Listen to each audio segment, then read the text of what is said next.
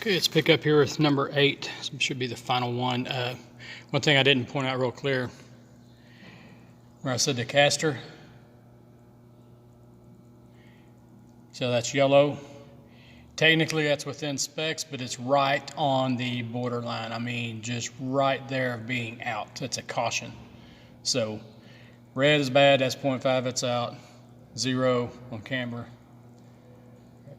Cross is 5.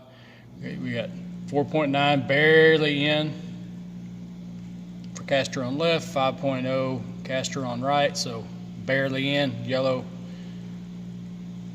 Toe's bad, 35. Remember, we would get under there and go to the toe setting measurement or selection on here, and it would give us a diagram. We could even take the remote I showed you on the back under the truck with us and break both those clamps loose, rotate the tie rod sleeve basically that runs across, tube basically, and turn it, and it would show us if we're going the right way, and we would just adjust that down to the little center where it showed us. So it walks you through doing that, and you just do your adjustment and it moves, and you keep adjusting until you get it where it's supposed to be. So pretty easy to do.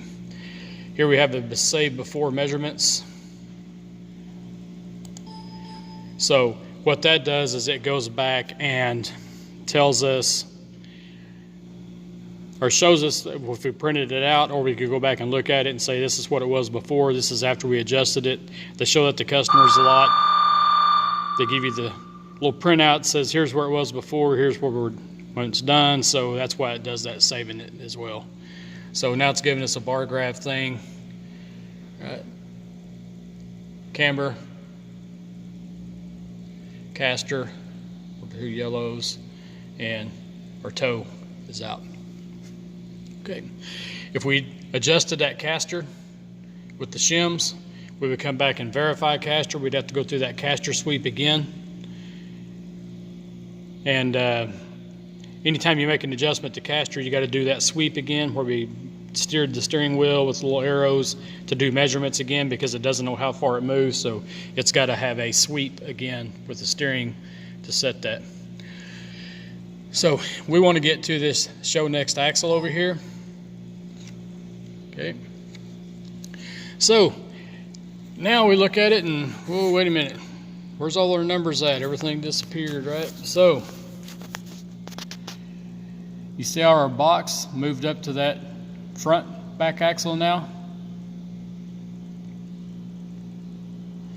where there's no sensors. Okay. What it's wanting us to do now is move these two front sensors back to that front axle back there.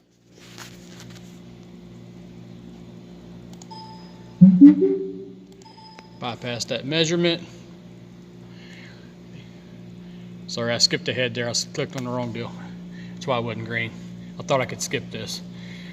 This is that adjusting the toe. It tells you to steer it straight ahead, and then we'll let you. There's your steer ahead to tell you if the wheels are steered straight ahead. You would turn the sleeve until this walked over and got in the middle there. And when both of these are green, the steering wheel would be straight if you set it right to begin with, and the toe would be set. So as you can see, this is also would be on that remote on the back. I could take that underneath there and watch this move over as I did my adjustment. If it starts moving away, I'm going the wrong way. Go the other way until it moves back and gets right here in the middle, and that will get your toe set. Okay. We're going to pretend that we set that. Way too hard to get under there and be able to see it one-handed. So now we're going to move to this mount sensors. Okay. Now if you look, it shows there's nothing hooked to the front end anymore. It says move the sensor back there. Sensor requires compensation on both of those. The rears are still there and good. We don't have to redo anything there. But then we would come and take this sensor off the front axle here. Install it onto this wheel.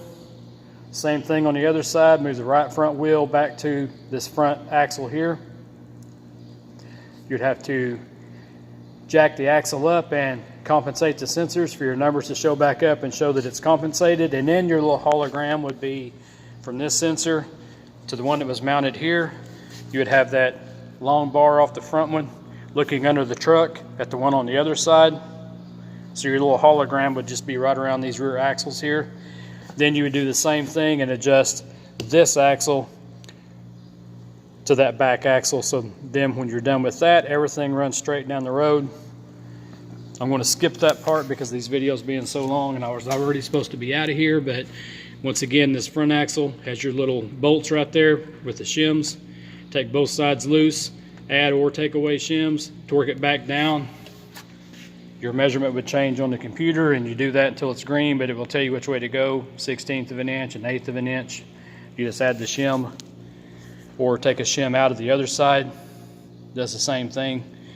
So if you had something where maybe a truck had a little bit of a bent frame and you already had a pretty good stack of shims in one of these radius rods, you don't want to add any more, then you may add a shim to go the other way on the other side, or it may take a shim away from the other side. So it's just a judgment call. It tells you the easiest way to move it, but you could have to do the other side opposite for some unforeseen reason. But once this axle would be done, everything would be green. It would show you all green, and the alignment would be complete.